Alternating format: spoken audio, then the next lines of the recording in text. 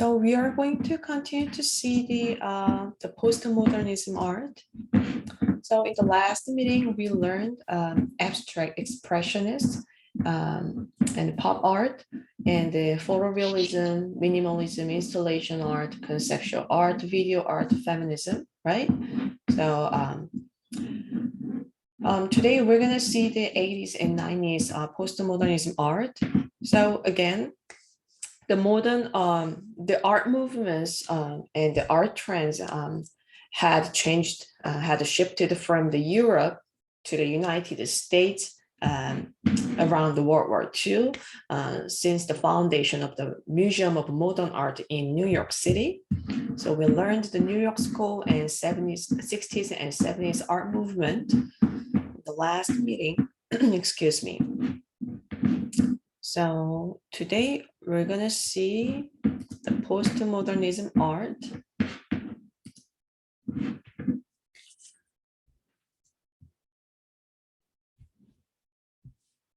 So over the course of the 90s and 70s, it became clear to many people that ideas about art that seems to have been in place for much of the modern era were eroding, and that something different was taking their place.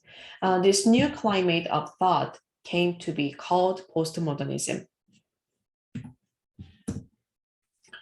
The term postmodern was first used to describe architecture such as Renzo Piano and Richard Rogers' George Pompidou National Center of Art and Culture. So we're gonna see two famous modernist artists today. This is first artist, Damien Hirst. So Stephen Hirst is an English artist, entrepreneur, and art collector.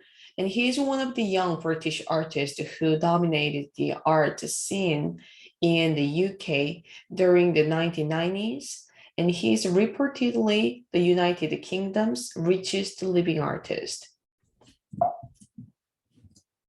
So most of Damien Hirst's works are focused on death since his father's death. And his works are profound and give us thoughts about life and death. This is the, For the Love of God sculpture. We saw this work before, which is made by artist Damien Hirst, produced in 2007. And it consists of a platinum cast of an 18th century human skull encrusted with 8,601 flawless diamonds, including a pear-shaped pink diamond located in the forehead that is known as the skull star diamond. It's right here. So I'm going to share a video about the artist Damien Hirst now. So you will see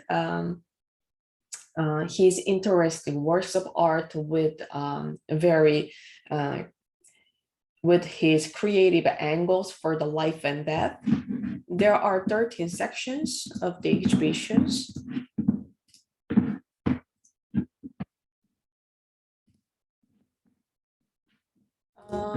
This is not the one. Okay, this is the one.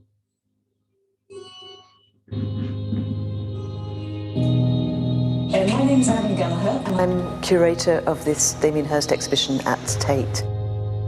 We're about 4 weeks into the installation. It's a really complicated installation, so there's a lot of work to be done. And we've got about a week or so to go, but we're going to walk around, just talk about the pieces that are up and explain the chronology of the way the show runs through.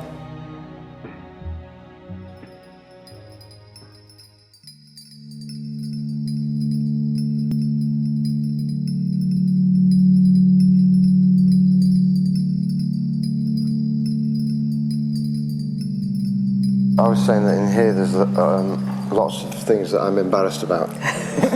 or things that I probably didn't want to put in, but then... But they're important to show what follows. Yeah, Like, you and Nick talked me into it, really. yeah. I completely hated them when I made them. But then I think, looking back, they do sort of make sense to the spot paintings, which I never really made that connection before. Exactly. It was like the same colours in the pans or in the butterfly paintings in and out of love, or, you know, I wanted those, you know, bright, happy colours continually. And then with Dead Head, which is like you when you're 16. Wow, we've got a lot in this room, haven't we? I know. I forgot about that, yeah. Yeah, that was a photograph in the mortuary. Not in the mortuary, it was in the anatomy school, yeah. Yeah, so it wasn't really an artwork, it was just a photograph, but then I made it into an artwork when I started getting a bit of a reputation for being the death guy.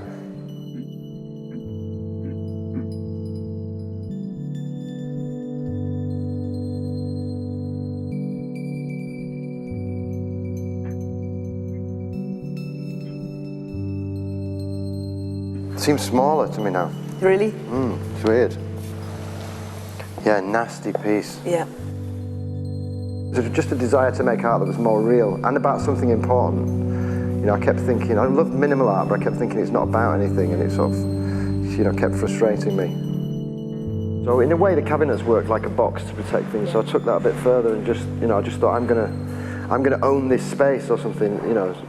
And to, you know, in a way, it was to, you know, you wanted to pull people in, but then keep them out at the same time. Yeah.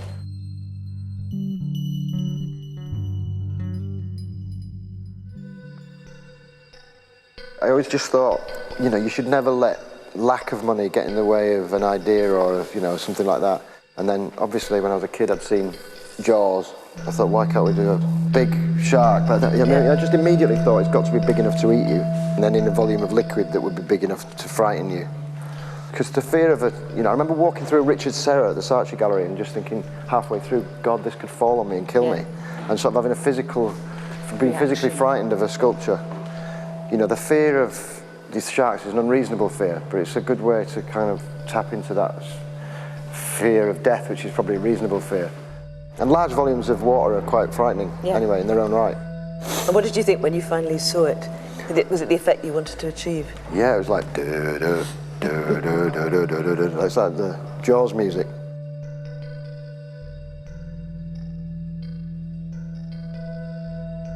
So the acquired inability to escape, was that the first work that you made using cigarettes?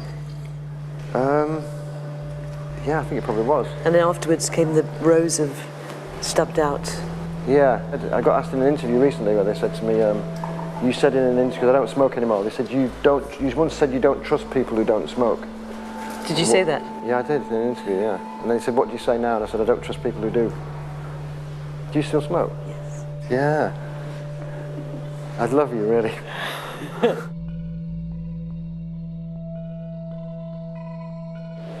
So in and out of love. If you can see people as flies, you can see them as butterflies as well. So I thought I've got to go the other way, like I was saying, where, you know, you kind of say, well, butterflies are beautiful as well. But then it's not beautiful if you look closely, because it's like, it's not beautiful for the insects. It's getting trapped in the paint. Yeah, because there is that horror that they're actually Yeah, so I remember when I painted the edges of them in there, trying to make them look like they'd struggled and flapped about and just got stuck. And then the live room, the live butterflies, I mean, when I first saw that, thinking, what is he doing? Creating this environment with butterflies flying around and actually hatching out of canvases. I still don't know what I was doing. Originally, I bred butterflies in my bedroom at the time, so I was like, you know, hatching them all out, and I tried to learn all about it. Yeah, I mean, I think when we started redoing it, I was a bit worried, because I thought maybe I'd, you know, because you know, you kind of romanticize things from the past, and I haven't seen it for so long, I thought maybe it was just like walking around stepping on butterflies, and it was all an illusion, and it never really worked, and didn't look good, but it's great to see it back together with the butterflies flying around and happy. Yeah.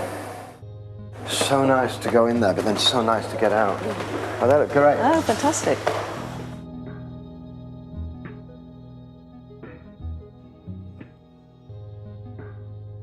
You know, with the pharmacy installation, I wanted to get a pharmacy and put it into an art gallery, but one way you actually think you are in a pharmacy. And then, you know, just to not even confuse you, just makes you question everything. And when I originally showed it, when people went into the gallery, they kind of came in and then thought they were in their pharmacy, so they got back in the elevator, and everybody got stuck in the elevators and kept coming in and saying, "Where's the art?" Because it was in the gallery on... Yeah, but I love art that First does that. floor. I love art that kind of confused you or made you not sure, or you couldn't, you didn't know where the art was, but in a humorous way rather than a kind of heavy way, Yeah. Amazing, because the paints, they're household paints, but I think they're really good They now. look really fresh. I used to be depressed when they stopped, because they're great making them, great fun making them, and then when it stops, they're great, and then you kind of love it for a few weeks, and then you sort of know it, and it's like you just want to make another one. So if But you then got I the thought- motion into it. Yeah, but I remember thinking about that motion as well, and thinking it's the motion of the planet, it's the motion of the atoms in our bodies, it's, it's like circular motions, everything. And we're going to show them in this room with Living in a World of Desire. Loving in a world of desire. Loving in a World of Desire. Although living in a world of desire is a good title as well. I could have done two. You could do. Living in a world of desire. Yeah, it's going to be quite crowded, this room, but fun. Yeah, and a different pace, completely. Kids will love it. And then we go back into the main room.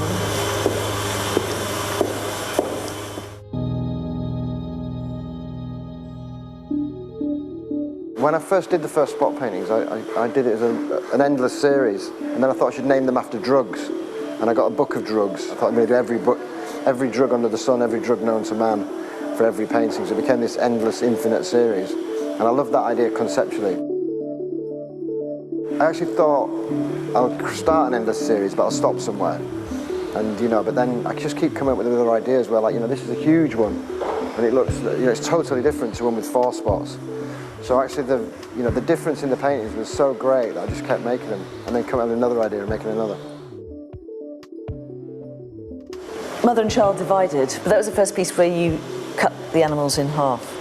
So you see the internal organs as well as Yeah. the hide or the skin. But I love that inside-outside, where you get to see the inside and the outside. So it's whole, but it's dead. And were you consciously alluding to Christianity when you talked about the title as being My Mother and Child? Christianity, I don't know about. It's like, Subconsciously? well, I was brought up as a Catholic till I was 12, so it's like all that stuff goes in there. But it's quite difficult, I think. I wasn't directly, but I love stories from anywhere. I wanted to sort of play with the viewer. So if somebody says to me, "Is that religious?" I'd be saying, "Well, what do you think?" Yeah. Belief's a great thing to play with. Will you suggest a range of belief systems like science? Yeah, I think Art. I did this series of prints called New Religion, Yeah. which were very scientific, and I think science is a new religion, really. Yeah.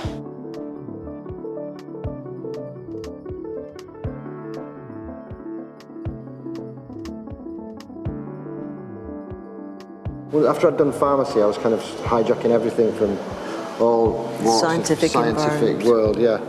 So you moved from that white coated wooden cabinet that you used in the medicine cabinets and then in pharmacy into these more really polished stainless steel, clinical Yeah, looking. it's clinical, but they have that fear again as well. The same sort of fear you get in the shark, I think you get from these, because Yeah. it's like, Well, the instruments look. we're all afraid of surgical instruments.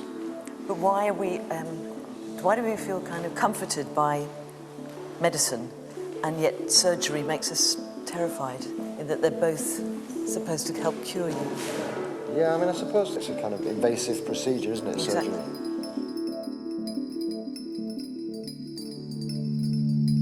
I found an old Victorian tea tray which had the base of it under glass. They'd kind of, somebody in Victorian times had put butterflies in it. And, it just looked great. And I thought, wow, if you did those big, they're like kaleidoscopes. And kaleidoscopes are amazing anyway. Yeah. So. And then when we started looking like stained glass windows, I did this one, which is like the first one called Doorways to the Kingdom of Heaven, where I did them actually The like arch stained shape. glass windows. I remember reading that somewhere in an article, and they were saying that flagellation is one of the doorways to the Kingdom of Heaven, or prayer is another one, and there were like all these things.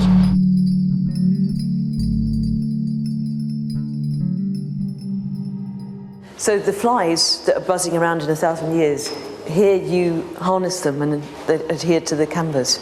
Yeah. It's like a tradition of the monochrome, a black painting. From a distance, you just think it's a black monochrome. It looks like tar or paint or something. Yeah. And then really, it's not until you get to about here that you realise it's flies. And when you're that close and you realise it's flies, it's Yeah. pretty scary. Yeah. Because you just think, it's a lot of death. And then we're going to walk into the room that's bringing together the work that was made at the time of Sotheby's auction. So you created this wallpaper specifically for this room, but it's based on the catalogue? Yeah, I made this wallpaper from the inside of the catalogues. And the Kingdom was one of the 2 pieces in the sale that had a special little booklet for itself. Yeah, It's exactly. one of the key pieces from the sale.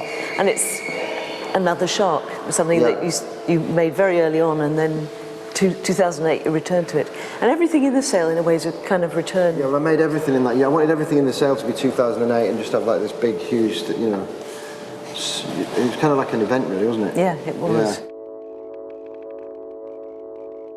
Yeah, so this room is the final room, which has got the incomplete truth in it. Yeah, so very religious. I think I've become a religious artist, haven't I? Although I deny it all the time.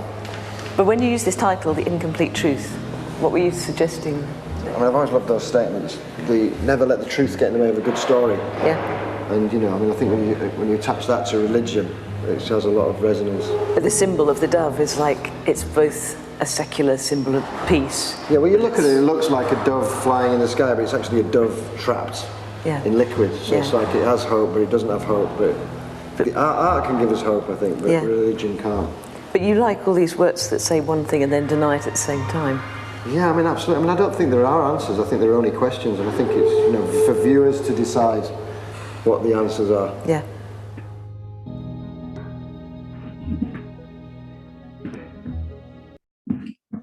All right, so that was Amy Anners,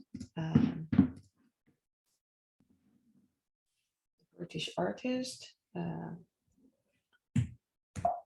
Now let's see the next postmodernist artist, Matthew Barney.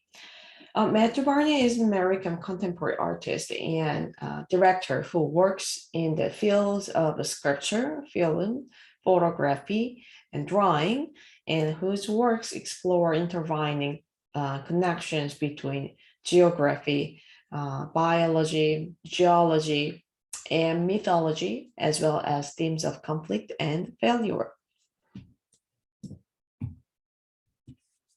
So Barney created 5 videos in a series he titled the Cremaster Cycle, named for a muscle in the male reproductive system. The videos are filled with odd characters like this, engaged in unusual behavior with no master plot or dialogue. So Barney plays many of the characters. This character is also, himself. So an overarching theme is creation, including human reproduction. So in this photograph from Cremaster 4, the first video, Barney presents himself as a sailor, the mythological creature who is part man and part goat. So the character is inspired by a type of ram that lives on England's Isle of Man, where the film is set. So I'm going to show you the Matthew Barney's Cremaster Cycles trailer video. So we're going to watch it together. And that video is related to today's discussion. So please watch the video carefully. And also that video is kind of inappropriate for kids. So if you have kids around you, then please, let them, not watch it.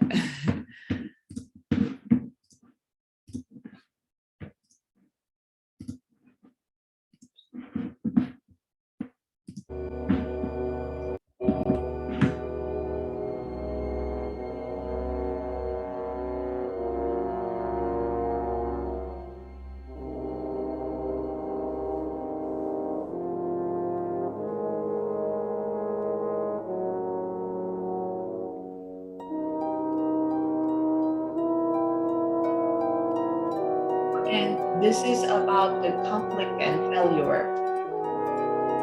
Let's keep in mind the theme of the video.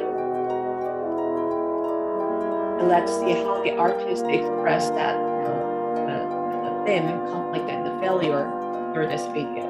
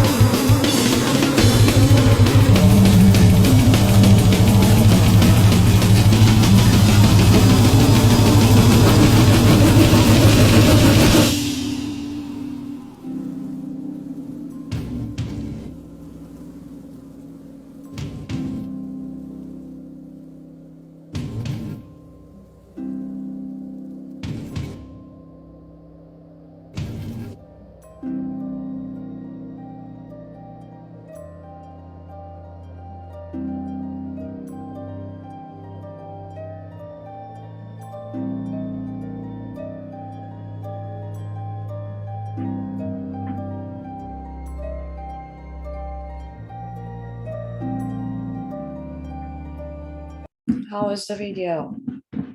How's the work? It's slightly hard to understand, right? Yeah, it kind of took a turn. I know. So you just show the diverse feeling or situations, or like the uncontrolled happenings from to show the failure and the conflict of the life, with all the dialogue and the characters. So this is today's topic. So we just watched the video, Matthew Varney's the Cremaster Cycle trailer video, and please write a brief discussion about this work and how do you think. You can just write your honest opinion. And please write your experience of failure and how to overcome now.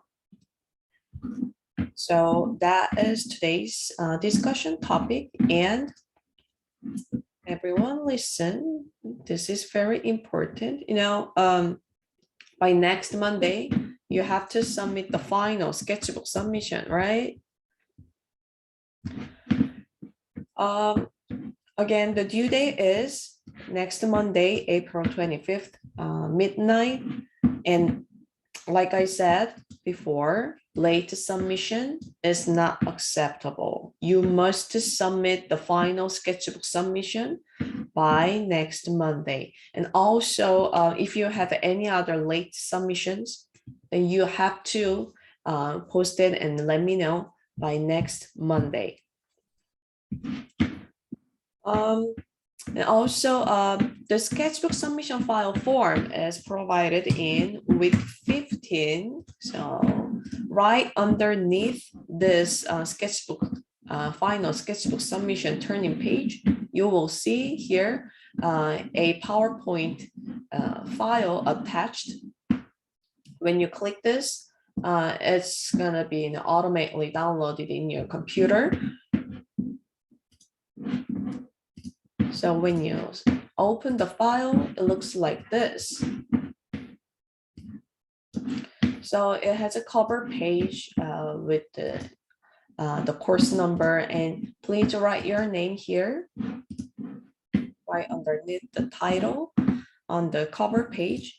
And the second page, from the following page, you will see the project titles like this, the 8 pages with the navigation number.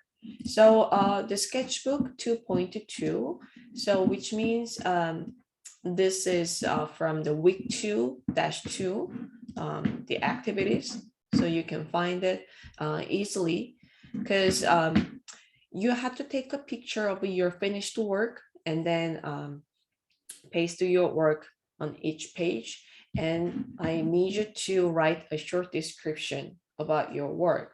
And some of you, most of you wrote a short description about your work, right? So for the description part, you can simply copy and paste from the Moodle room, or you can rewrite it or add more for the finished work. So that's why, I put the number with the title. So we did logo design with your name, and asymmetrical drawing, and collage, and photography, morphing drawing, perspective drawing, hand drawing, and transformational self-portrait drawing. And you must submit this final sketchbook submission to pass this course. And also, we've made 8 pieces, but you can just submit 6 of them to get the full point. And